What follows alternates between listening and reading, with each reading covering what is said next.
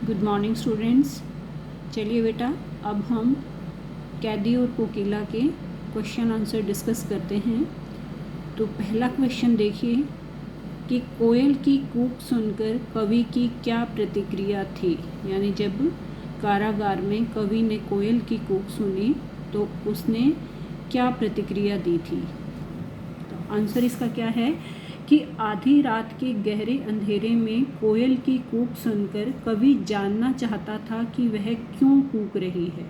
यानी जब उसने कोयल की कूक सुनी तो वह यह जानने के लिए उत्सुक हो गया था कि वह आधी रात के समय क्यों कूक रही है, उसे क्या कष्ट है और वह किसका संदेश देना चाहती है। यानी इस तरह के प्रश्न जो हैं वो कवि के मन में उठ रहे थे। कवि स्वयं तो कारावास की पीड़ा झेलने के कारण आधी रात तक जागने के लिए विवश था, पर वह जानना चाहता था कि कोयल के लिए ऐसी कौन सी विवशता है। यानी कवि की तो मजबूरी थी कि उसको कारावास में यानी उसे जेल में बंद कर दिया गया था और उसे वह यानी उसका जो जेल थी उसका दर्द और पीड़ा झेलनी पड़ रही थी। लेकिन वह यह जानना चाहता था कि कोयल की ऐसी कौन सी मजबूरी है, क्योंकि उसे लगता है कि कोयल तो आज़ाद है, वह तो कहीं भी आ जा सकती है। तो उसे लगता है कि वह इस बात को जानना चाहता है कि कोयल की ऐसी कौन सी मजबूरी है जो वह आधी रात को इस तरह से कूक रही है। कवि ने कोकिल के बोलने के किन कारणों की संभावना जताई। यानी कोयल जो आधी रात को कूक रही है तो कवि ने क्या क्या जो आइडियाज़ लगाए कि वह क्यों कूक रही होगी। इस क्वेश्चन का मतलब ये है। आंसर देखिए, कवि ने कोकिल के बोलने का कारण यह बताया कि वह किसी पीड़ा के बोझ से दबी हुई है जिसे वह अपने भीतर सहेज कर नहीं रख सकती। यानी कवि ने कोयल के कूकने का कारण क्या बताया था कि ऐसा लगता है मानो कोकिल यानी जो कोयल है उसे कोई बहुत बड़ा दुख या बहुत बड़ी पीड़ा है जिसे वह अपने अंदर नहीं रख सकती है। उसने गुलामी व अत्याचार की आग की भयंकर लपटों को देखा है या उसे भी सारा देश एक कारागार यानी जेल के रूप में दिखाई देने लगा है। कि कवि को लगता है कि शायद जो गुलामी और अत्याचार की जंजीरें जो लोग जो भारतीय बर्दाश्त कर रहे हैं, जो देख रहे हैं, लगता है कि उनकी भयंकर लपटों को कोयल ने भी देखा है और इस कारण से उसे सारा देश एक जेल के रूप में दिखाई देने लग गया है। किस शासन की तुलना तम के प्रभाव से की गई और क्यों। तम यानी अंधकार या अंधेरा, कि कौन से शासन की तुलना जो है वो अंधेरे से की गई है और क्यों। कि कवि ने अंग्रेजी शासन की तुलना तम अंधकार के प्रभाव से की है। कवि कहता है कि जो अंग्रेजी शासन था वो एक अंधेरे के समान था और इसी कारण से कवि ने अंग्रेजी शासन की तुलना अंधकार से की है। अंधकार निराशा का प्रतीक है, दुखों का आधार है। यानी अंधेरा जो है उसको निराशा का प्रतीक माना गया है। अंग्रेजी शासन ने भारतवासियों के हृदय में निराशा का अंधकार भर दिया था और जो अंग्रेजी सत्ता थी, शासन था, उसने भारतवासियों पर इतने अत्याचार किए थे कि उनके मन में निराशा का भाव भर गया था। देशभक्तों को दुखों के अतिरिक्त कुछ नहीं दिया था। यानी जो अंग्रेजी सत्ता थी उसने जो देशभक्त थे, जो क्रांतिकारी थे, उनको इतने कष्ट और इतनी पीड़ा दी थी कि उसके अलावा उन्हें और कुछ नहीं मिला था, सिर्फ दुख ही दुख झेलने को मिले थे। इसलिए अंग्रेजी शासन की तुलना तम के प्रभाव यानी अंधेरे से की गई है। नेक्स्ट क्वेश्चन है, कविता के आधार पर पराधीन भारत की जेलों में दी जाने वाली यंत्रणाओं यानी यातनाओं, दुखों का वर्णन कीजिए।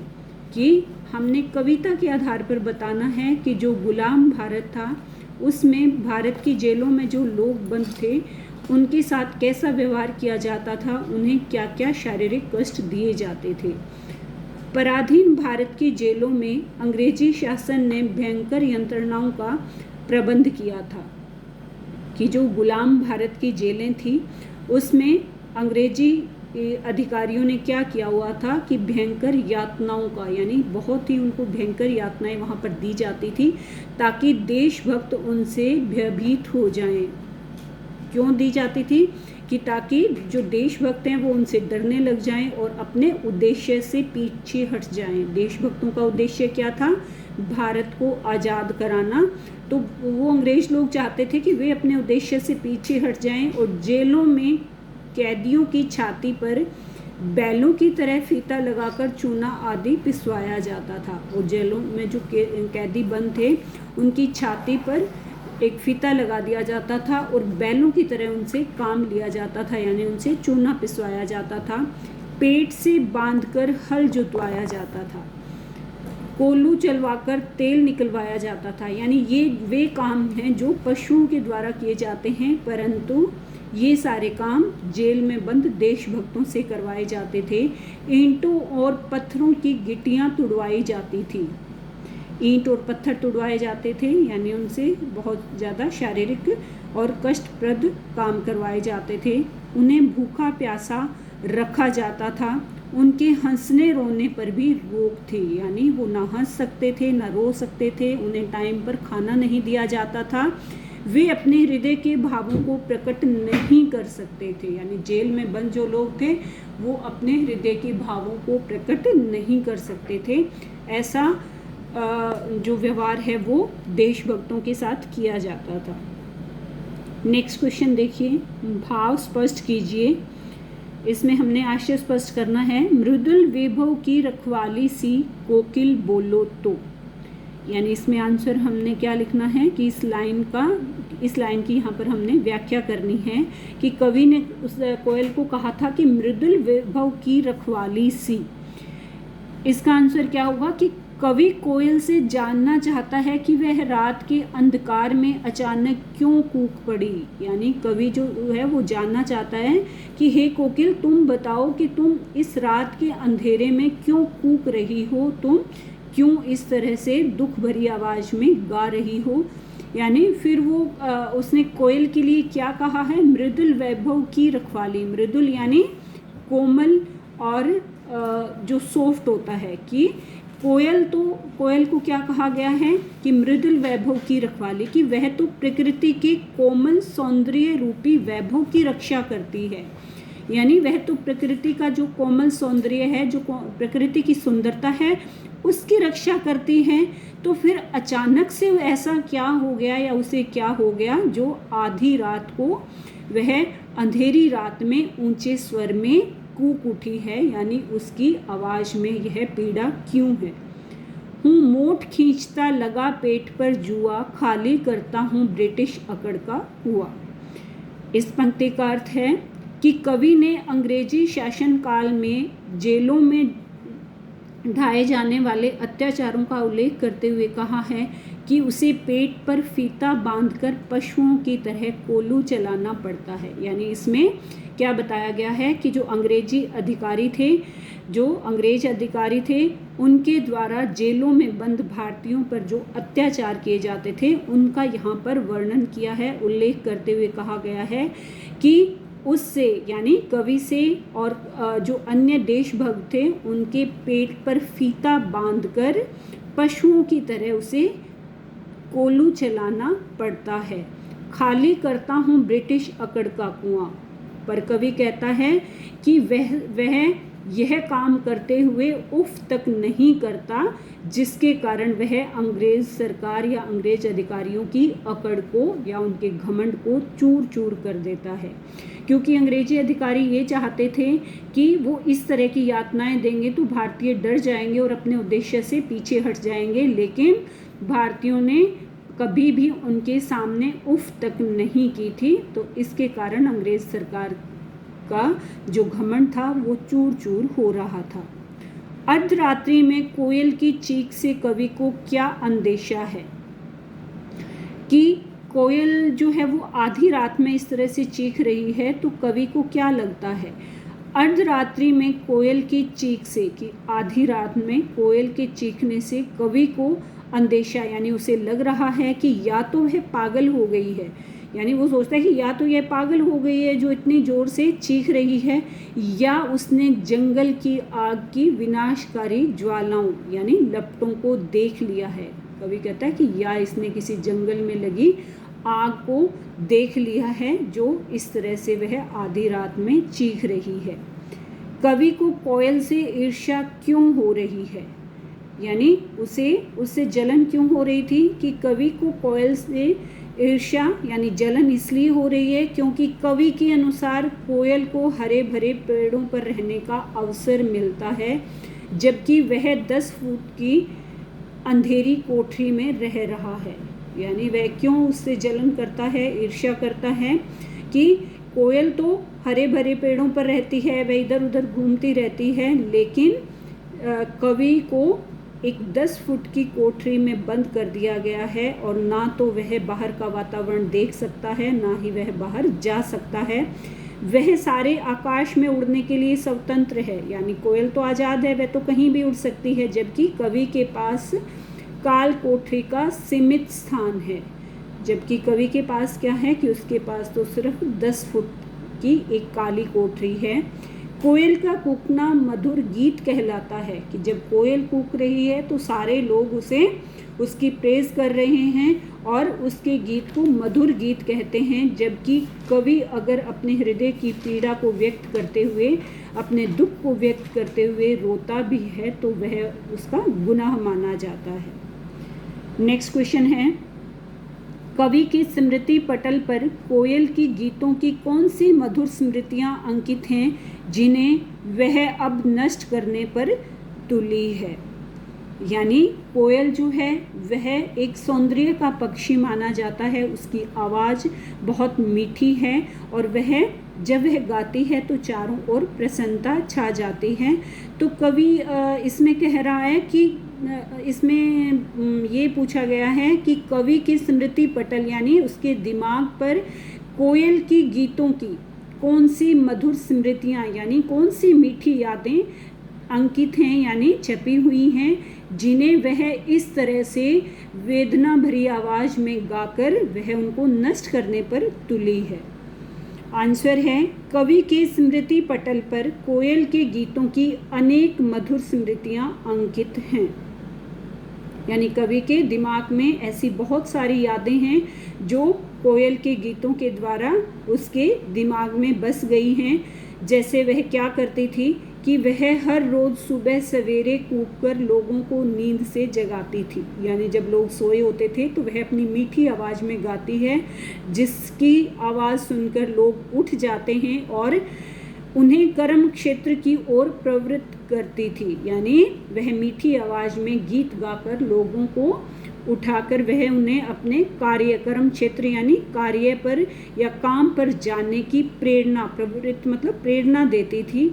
यानी अपनी मीठी आवाज़ के द्वारा सुबह सवेरे जब घास के तिनकों पर सूर्य की किरणें टकराती थी, यानी जब सुबह सुबह सूरज निकलता है और उसकी किरणें घास के तिनकों पर टकराती हैं तो ओस की बूंदें जगमगा उठती थी। यानी जो घास के ऊपर जो ओस की बूंदें हैं वह जगमगाती हुई प्रतीत होती थी। तब विंध्य पर्वत के झरनों और पर्वतों पर उसकी कूक के मधुर गीत बिखर जाते थे। कि उस समय पर क्या होता था कि जो विंध्य पर्वत है वहाँ से जो झरने निकलते हैं और जो आसपास के पर्वत हैं उन पर उसकी मीठी आवाज़ के द्वारा जो गीत गाती थी वह अपनी मीठी आवाज़ के द्वारा उसके गीत बिखरे हुए प्रतीत होते थे। यानी चारों ओर उसकी मीठी आवाज़ सुनाई देती थी।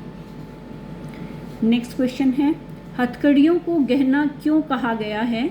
देश की स्वतंत्रता के प्रयासरत देशभक्तों को हथकड़ियों में जकड़ दिया गया था जो उनके लिए गहने के समान थे। कि जो लोग देश की आज़ादी का प्रयास कर रहे थे उन देशभक्तों को काल कोठरी में बंद करके उन्हें हथकड़ियाँ पहना दी थी, लेकिन उन्होंने उसे अपने गहने के समान माना था। वो इससे घबराए नहीं थे। वे उन्हें सदा याद करवाती थी कि जिस प्रकार वे बंधे हुए हैं, यानी वे हथकड़ियाँ क्या याद करवाती थी कि जिस तरह से वे बंधे हुए हैं उसी प्रकार सारा देश गुलामी के बंधनों में जकड़ा हुआ है। वो हथकड़ियाँ बार बार उन्हें याद दिलाती हैं कि जैसे वो जकड़े हुए हैं वैसे ही पूरा देश भी गुलामी की जंजीरों में जकड़ा हुआ है। इससे उनके मन में देशभक्ति का भाव बढ़ता था कि इस कारण क्या होता था कि जेल में बंद लोगों में और देशभक्ति की भावना जाग उठती थी और उन्हें हथकड़ियाँ अपना गहना लगती थी, वह उनका श्रृंगार थी, यानी वे उन्हें अपना गहना मानते थे और उन गुलामी की जंजीरों से वे डरते या घबराते नहीं थे। काली तू एक काली, इन पंक्तियों में काली शब्द की आवृत्ति से उत्पन्न चमत्कार का विवेचन कीजिए। यानी इसका हमने बताना है कि ये बार बार जो है वो काली शब्द आया है, तो इसका हमने आशय बताना है, इसका के बारे में हमने बताना है कि काली शब्द की बार बार आवृत्ति हुई है तो उससे किस तरह का चमत्कार उत्पन्न हुआ है। कवि ने अपनी पंक्तियों में काली विशेषण का प्रयोग अति सुंदर ढंग से चमत्कार उत्पन्न करने के लिए किया है। कोयल का रंग काला है तो रात भी काली है, यानी कोयल का रंग काला है तो इधर रात भी काली है। रात के कालेपन में निराशा और पीड़ा का भाव भी छिपा हुआ है कि रात जो है वो काली है, तो इसके साथ साथ जो कवि के या अन्य जो भारतीयों के मन में जो भाव उठ रहे हैं वो निराशा से भरे हुए हैं, वो पीड़ा से भरे हुए हैं, तो वो भी काले नज़र आ रहे हैं। अंग्रेजी शासन की काली करतूत के कारण ही देशभक्तों को चोर लुटेरों के साथ काली काल कोठरी में बंद किया गया था। सारे देश को उन्होंने अपने काले कार्यों से ही गुलाम बना रखा था।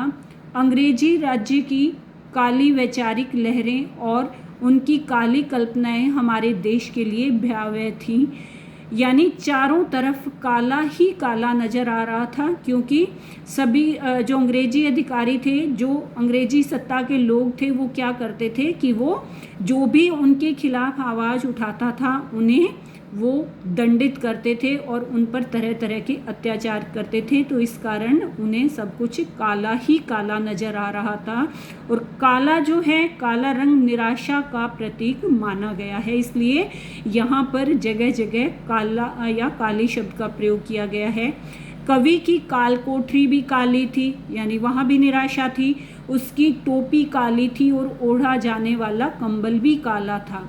उसकी बांधी गई लोहे की जंजीरें भी काली थी। पहरे के लिए अंग्रेजों के द्वारा नियुक्त पहरेदार भी सर्पिणी के समान काली प्रवृत्ति से युक्त थे, यानी उन्हें जो जंजीरें बांधी गई थी वो भी काली थी। उनके लिए जो पहरेदार लगाए गए थे उनका बिहेवियर भी, उनका व्यवहार भी काला था, यानी सांप, काले सांप के समान था जो दिन रात गालियां देते रहते थे। कवि ने काली शब्द से चमत्कार की सृष्टि करने में पूर्ण सफलता के साथ साथ अपने परिवेश को चित्रात्मकता के गुण से प्रकट करने में सफलता प्राप्त की है। कि यहाँ पर क्या कहा गया है कि कवि ने जगह जगह काली शब्द प्रयोग करके भाषा में तो चमत्कार उत्पन्न किया ही है, इसके साथ साथ जहाँ जहाँ भी काली शब्द का प्रयोग हुआ है, जब हम वो पढ़ते हैं तो हमारे सामने एक चित्र सा बन जाता है और इस तरह से कवि ने काली शब्द का प्रयोग करके सफलता प्राप्त की है। नेक्स्ट है काव्य सौंदर्य स्पष्ट कीजिए। काव्य सौंदर्य में क्या होता है बेटा कि जो आपको लाइन दी जाएगी उसमें आपने 1 या 2 सेंटेंस में तो उस कविता का आशय बताना है, ज़्यादा इसको एक्सप्लेन करना नहीं होता आपने। ये 2 मार्क्स का ही क्वेश्चन आता है आपका। तो फर्स्ट 2 लाइंस में हमने इसका भाव यानी इस पंक्ति का आशय बताना है और लास्ट की 1 या 2 लाइंस में हमने इसमें बताना है कि इस पंक्ति की भाषा कैसी है, इसमें तद्भव, तत्सम, देशज, विदेशज कौन से शब्दों का प्रयोग किया गया है, इसमें कौन सा अलंकार है, यानी व्याकरण की दृष्टि से हमने इसका यहाँ पर लिखना होता है। यानी फर्स्ट 2 लाइंस में हम क्या लिखेंगे, भाव लिखेंगे यानी इस पंक्ति का अर्थ लिखेंगे और लास्ट 2 लाइंस में हम उसका काव्य सौंदर्य यानी व्याकरण की दृष्टि से हम इसको एक्सप्लेन करेंगे। जैसे ये देखिए कि किस दावानल की ज्वालाएं हैं दिखी, यानी कवि ने कोयल को कहा था कि हे कोयल तुम बताओ कि तुम्हें कौन से जंगल की कौन से जंगल में लगी आग की लपटें दिखाई दी हैं। इस पंक्ति का अर्थ तो यही है। देखिए कि काली कोयल अंधेरी काली रात में जब कूक उठती है तो कवि उससे पूछना चाहता है कि उसने किस जंगल में लगी आग की लपटों को देख लिया है। सारा देश अंग्रेजों के द्वारा दी जाने वाली गुलामी रूपी आग से झुलस ही रहा है। कि कवि कहता है कि सारा देश तो झुलस रहा है अंग्रेजों के अत्याचार से। फिर वो जानना चाहता है कि क्या उसका प्रभाव जंगल के प्राणियों पर भी पड़ा है। वो कहता है कि कोयल कूक रही है, इसका अर्थ तो ये है कि यह सिर्फ मनुष्यों पर ही नहीं बल्कि इसका प्रभाव तो जंगल के जानवरों और प्राणियों पर भी पड़ा है। फिर वो कहता है कि क्या सारा देश ही एक काल कोठरी बन गया है। तो ये तो हो गया इसका आशय। अब देखिए कि व्याकरण की दृष्टि से कि प्रश्न शैली का प्रयोग कवि ने कथन को प्रभावात्मकता देने में सफल हुआ है। यानी यहाँ पर प्रश्न के रूप में ये पूछा गया है जिससे एक भाषा का अलग ही प्रभाव हमारे सामने आया है। तदावनल ज्वालाएं आदि क्या हैं, ये तत्सम शब्द हैं। तो तत्सम शब्दों का बहुत ही सुंदर प्रयोग हुआ है और ज़रूरी नहीं होता कि सिर्फ एक जगह तत्सम तद्भव या एक ही प्रकार के जो हैं वो शब्द आए। तत्सम भी आ सकते हैं, तद्भव इकट्ठे भी आ सकते हैं। तो यहाँ पर ओनली तत्सम है तो हम तत्सम ही लिखेंगे। अनुप्रास अलंकार का प्रयोग है, यानी यहाँ पर अलंकार कौन सा है, अनुप्रास है। प्रतीक योजना विद्यमान है। तो ये आपने 3-4 चीज़ें हैं वो याद रखनी हैं कि काव्य सौंदर्य में क्या क्या लिखना होगा।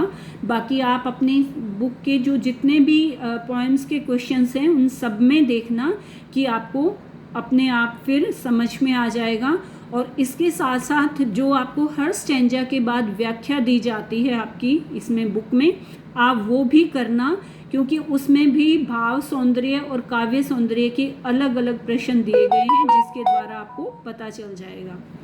फिर देख विषमता तेरी मेरी बजा रही तिस पर रण भेरी, यानी वो कवि कहता है यहाँ पर कोयल से क्या कह रहा है कि जब वह गाती है तो उसकी प्रशंसा की जाती है। यानी जब कोयल गा रही है तो सारे लोग वाह वाह कर रहे हैं, और जब मैं अपने दुखों को व्यक्त करते हुए, मैं अपने इमोशंस को यहाँ पर व्यक्त करते हुए अगर मैं रो रहा हूँ तो मेरा रोना भी गुनाह माना जाता है।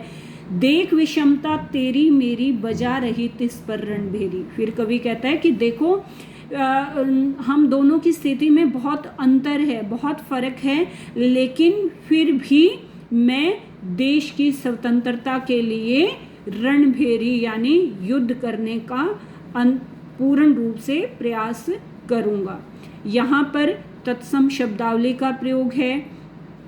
इसके साथ साथ यहाँ पर जैसे गुनाह हो गया, ये शब्द क्या है, ये उर्दू का शब्द है, तो उर्दू शब्दों का भी प्रयोग बहुत सुंदर ढंग से किया गया है। भाषा सरल व सहज है, यानी भाषा ऐसी नहीं है कि हमें समझ ना आए। ठीक है। इसके बाद अनुप्रास अलंकार का प्रयोग किया गया है। जो कथन हैं वो बहुत ही सरल और स्पष्ट रूप से लिखे गए हैं।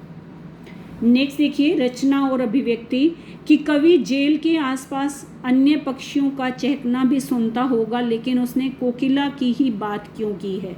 इसमें कहा गया है कि हो सकता है कि वहाँ और भी पक्षी चहचहाते हों, लेकिन कोयल का स्वर ही कवि को क्यों सुनाई दिया था। तो इसका आंसर क्या है कि इसका आंसर होगा कि हाँ, जेल के आसपास अन्य पक्षियों का चहकना भी कवि ने सुना होगा, लेकिन हो सकता है कि वे दिन के उजाले में चहकते हों, यानी वे दिन के उजाले में वहाँ पर चहचहाते हों, लेकिन उस टाइम कवि को उनकी आवाज़ इतनी अच्छे से नहीं सुनाई देती है। लेकिन जब कोयल आधी रात को अंधेरी रात में गाती है तो चारों ओर का वातावरण बहुत शांत होता है, जिसके कारण वह कोयल की आवाज़ अधिक स्पष्ट रूप से सुन पाता है, और उसे ऐसा महसूस होता है जैसे बाहर जो है वो सारा देश एक कारागार बन गया है और इसलिए कोयल रो रही है। तो उसे अपनी और कोयल की स्थिति में समानता नजर आती है। आपके विचार से स्वतंत्रता सेनानियों और अपराधियों के साथ एक सा व्यवहार क्यों किया जाता होगा। ब्रिटिश शासन के अंतर्गत स्वतंत्रता सेनानियों को अपराधी माना जाता था, यानी उनको भी अपराधी मान लिया जाता था कि वो अपने देश के लिए लड़ रहे थे। उनके साथ वैसा ही व्यवहार किया जाता था जैसा चोर, डाकुओं व बटमारों से किया जाता था, यानी ऐसा ही व्यवहार उनके साथ किया जाता था। और क्योंकि चोर, डाकू और बटमार भी अपराध करते हैं, यानी वे लोगों को लूटने का प्रयत्न करते हैं और वो लोगों की धन संपत्ति छीन लेते हैं, और इसी प्रकार अंग्रेजी अधिकारियों को देशभक्त भी एक अपराधी की तरह ही लगते थे। वे उनके साथ वैसा ही व्यवहार करते थे और वे देशभक्तों को जड़ से ख़त्म कर देना चाहते थे। इसके बाद बेटा जो भी एक्स्ट्रा क्वेश्चंस हैं आपकी हेल्प बुक में से, आई थिंक अब तो सभी ने हेल्प बुक ले ली होगी, तो आप जो एक्स्ट्रा क्वेश्चंस हैं इसके अलावा पीछे भी वो ज़रूर कर लेना, और इंटरनल क्वेश्चंस ज़रूर करना, क्योंकि इसमें से आपकी जो दोनों बुक्स हैं उसमें से इंटरनल क्वेश्चंस 2 मार्क्स के ज़रूर आते हैं। तो अपना चैप्टर और पोएम अच्छे से रीड करना। Thank you.